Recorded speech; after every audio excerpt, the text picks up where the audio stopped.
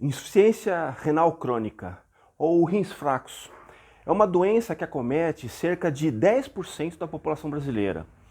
Mais ou menos 21 milhões de pessoas têm esse tipo de doença em algum grau.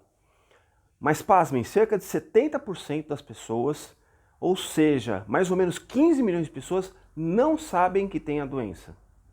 É uma doença que tem várias causas, mas principalmente a pressão alta em primeiro lugar e depois o diabetes em segundo lugar são os maiores causadores de doença renal crônica aqui no Brasil.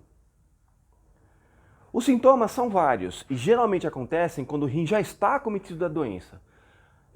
Náuseas e vômitos, inchaço no corpo e no rosto, coceira pelo corpo, diminuição de urina, fraqueza, apatia, anemia, são todos sintomas que aparecem no transcorrer da doença.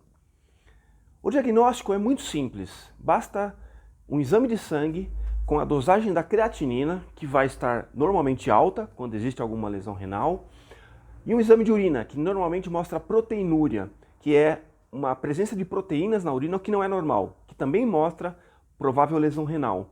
E um exame de imagem muito comum e simples chamado ultrassom de rins e vias urinárias, que podem mostrar lesões da própria anatomia do rim. O tratamento basicamente é das doenças de base, então controlar muito bem a pressão alta, controlar muito bem o diabetes e perder peso, parar de fumar, fazer atividade física, ou seja, controlar os fatores de risco que podem provocar e induzir ao aparecimento dessa doença. Quando a doença já está instalada, existe basicamente a hemodiálise, que é a filtração pela máquina, ou a diálise peritoneal, que é a filtração pela barriga, por sondas e catéteres.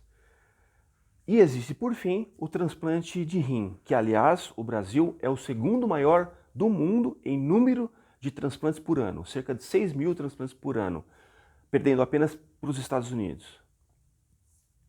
Mas a maior coisa a se pensar em relação à doença renal crônica é a prevenção. Prevenindo, você não deixa a doença se instalar no rim, porque a partir do momento que ela se instala, ela vai paulatinamente, devagarzinho e com o passar do tempo, fazendo com que o rim perca as suas funções. E isso é algo irreversível.